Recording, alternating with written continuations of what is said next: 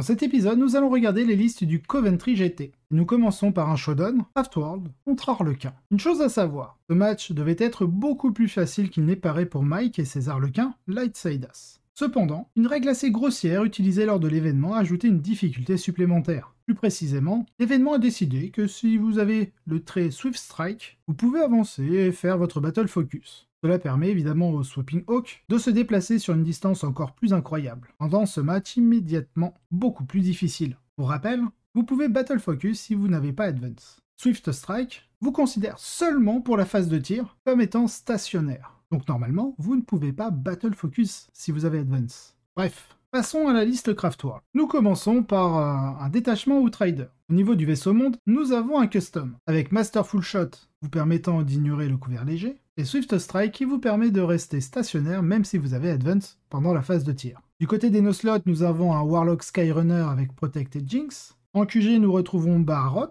ainsi qu'un Farseer Skyrunner avec en pouvoir psychique Doom et Exécutionneur. Du côté des élites, nous avons une unité de Sea Dire Avenger avec le deuxième Shuriken Catapulte Avenger sur l'Exarch, et une unité de Banshee avec sur l'Exarch en relique le Crown Scream, en arme la Mirror Sword, et en pouvoir d'Exarch le Nerve Shredding Shriek. En attaque rapide, nous avons les 3 Shroud Runner, 2 unités de 10 Swooping Hawk, 2 unités de Viper en Scatter Laser, ainsi qu'une unité de Warp Spider, dont l'Exarch possède les 2 Death Spinners, la Power Blade, et bien sûr le pouvoir Web of Decay. Nous avons ensuite une patrouille, avec en no slot 2 Warlock avec le pouvoir psychique Quicken and Restrain, en QG un Farseer à pied avec le pouvoir psychique Fateful Divergence et Guide, ce sera notre seigneur de guerre. En troupe, nous avons une petite unité de 5 Rangers.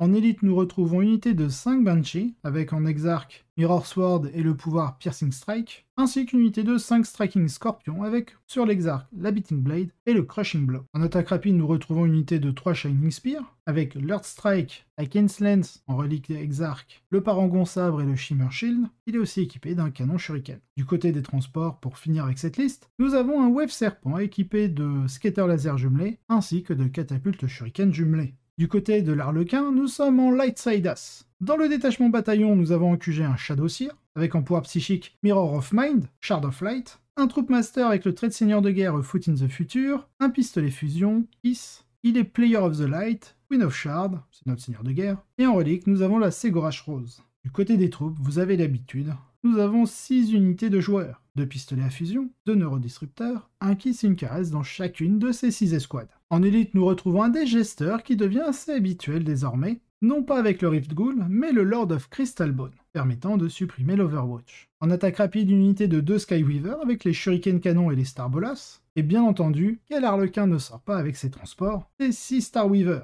Pour finir avec cette liste, nous avons une petite patrouille avec en QG un Shadowseer, en pouvoir psychique Twilight, Paceways et Mirror of Minds. En troupe, nous retrouvons 2 unités de joueurs, 2 pistolets fusion, 2 neuros et un kiss. Bien entendu, on va pas les laisser à pied, ils auront en transport leurs 2 Starweaver. Pour ce showdown, ce sera assez court. Les Harlequins l'emportent tout de même 92-68 contre le Craftworld. C'était quand même la 3e fois que Mike jouait ce match-up pendant le week-end, donc il savait très bien la manière dont il devait jouer ce match. Du côté de la liste Harlequin, pour débriefer, pour gagner un événement de 155 personnes, il faut que beaucoup de choses se passent comme prévu, ainsi qu'une grande quantité de compétences et d'entraînement. Mike voulait à l'origine une liste Twilight, mais après avoir vu le terrain de l'événement et mesuré certaines distances critiques entre les bâtiments, il a opté pour des transports et des troupes afin de s'assurer qu'il pouvait se rendre là où il le souhaitait de manière fiable. Pour information, Innes Wilson et son culte Genestealers lui a fait une grande faveur en éliminant les Chevaliers du Chaos de la liste, car c'est l'un des match-ups les plus difficiles pour les Lightside-Us. Félicitations Mike, je ne verserai aucune larme si ta liste passait sous un camion. Ensuite à la 2e place, nous retrouvons la liste Thousand Suns de Jake Willstrop. Nous avons un culte de la duplicité et un détachement bataillon. En QG, nous retrouvons Harryman, dans son disque cette fois-ci, un pouvoir psychique Glamour of Tsinch, Présage, Weaver of Fate, un sorcier exalté avec l'amélioration Reati, la combo Tsinch Firestorm et la relique Athenian Scroll. Dans les autres pouvoirs psy, on a Doombolt, Gaze of Hate, et en trait de seigneur de guerre, il a le Lord of Forbidden Lore. Et bien entendu, dans les triplés, on n'oublie jamais l'Infernal Master, un pouvoir psychique Twist of Fate, en pacte infernal, Malefic Maelstrom et Glimp of Eternity, bien entendu, en relique, l'Umbrellafic Crystal. Du côté des troupes, nous retrouvons 3 unités de rubrique marine, tous équipés de la même manière. Warp Pistol sur l'aspirant sorcier, l'icône de flamme, 2 unités avec le pouvoir psychique Temporal Surge, quant à la 3e, nous avons le Cacodemonic Curse. En élite, nous retrouvons 3 unités de 10 Scarab occultes Terminator, tous équipés de la même manière, les 2 Hellfire Missile Rack, 2 canons Soul Reaper, un pouvoir psychique la première à Empiric Guidance, les 2 autres Temporal Surge. Enfin, on retrouve en attaque rapide un Chaos Spawn. Un jeu de secondaire solide, en particulier contre les armées dotées d'un Psyker, combiné à une phase de tir et une phase psychique forte, en font une armée très menaçante à affronter. Vous devez être capable de trouver des moyens de tenir le rythme de Wrath of Magnus, tout en trouvant des moyens de mettre fin à leur phase psychique et d'éliminer ces Terminators avant qu'ils ne soient à votre portée. La vraie question que je me pose est de savoir à quel point Jake était fatigué de voir des chevaliers. Il en a joué dans la moitié de ses parties. Les Thousand Sons peuvent avoir du mal contre les chevaliers impériaux, ils n'ont pas Wrath of Magnus dans le match-up, et peuvent avoir du mal à abattre les gros chevaliers s'ils ne peuvent pas avoir plusieurs unités à moins de 18 pouces pour lancer les blessures mortelles, et les tirs n'y arrivent pas toujours. Du côté positif, Jake a eu beaucoup de pratique lors de ces 3 matchs contre eux. Bravo à lui. À la 3e place, nous retrouvons Ines Wilson et son culte Genestealers. Dans ce culte Genestealers, nous avons en culte Credo, Industrial Affinity, War Convoy, Accustomed to Toil, Coldite Killer. En QG, dans ce bataillon, nous avons un Primus qui sera notre seigneur de guerre, un acolyte Icon Ward. Du côté des troupes, nous avons 2 unités d'acolytes hybrides, la première avec 4 pistolets à flammes, la deuxième équipée toute nue. Ensuite, nous retrouvons 4 unités de 20 néophytes hybrides, tous avec 4 Seismic Cannon. Du côté des plans planifiés, nous avons dans la première unité Perfect Ambush, dans la deuxième Lying in Wait, la troisième Excavate, et la dernière From Every Angle. Du côté des élites, nous avons un Keller Morph, avec un Worm's Tooth Rounds, un Exos avec le Cranial Inlay, un Sanctus, un Clamavus avec l'Oppressor Banes, ainsi qu'une unité de 10 Pure String Genestealers, avec en planification They Came From Below.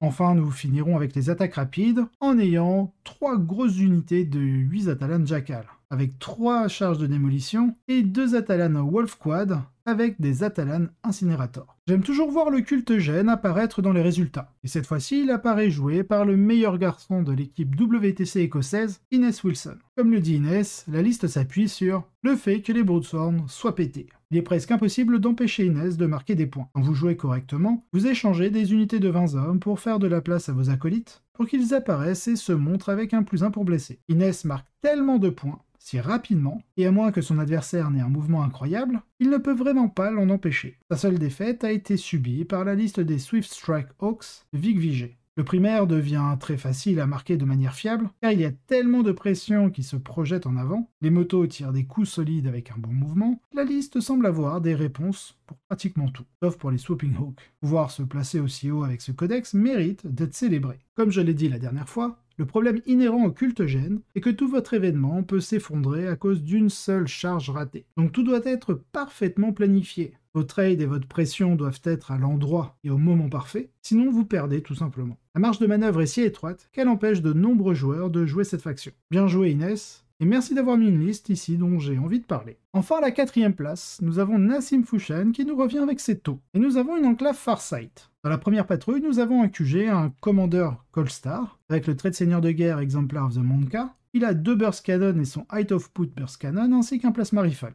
En troupe, comme d'habitude, nous avons une unité de Decrute Carnivore. Par contre, en élite, non pas des moindres, nous avons le petit Farsight Marksman et ses 3 Sniper Drones, avec le trait de seigneur de guerre Exemplar of the Coyon. Côté des attaques rapides, nous retrouvons Chien-Croûte. Du côté des soutiens, nous avons 2 Riptide. Les deux sont équipés de 2 Plasma Rifle, de Ion Accelerator, de Target Lock, de Velocity Tracker, du Multi-Tracker, il n'y en a qu'une avec un Shielded Missile Drone.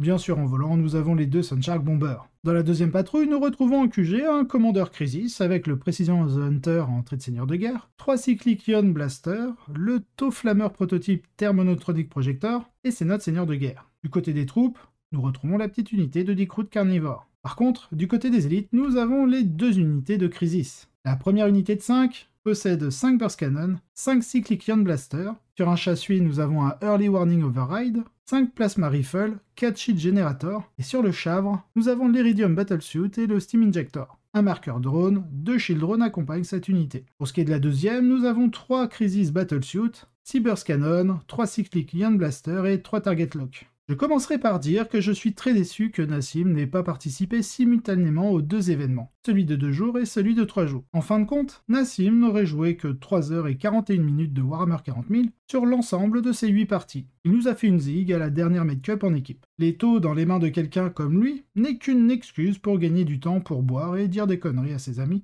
des autres tables. Ce que je sais pertinemment que Nassim a fait. Félicitations, mais à quand un retour de tes Iron Hands? Allez, passons au best of the rest. À la 5e place, nous avons Dan Hearn en Tyrannide Kraken, et une mention honorable pour la 6e place avec Anthony Vanella et ses Chaos Space Marine.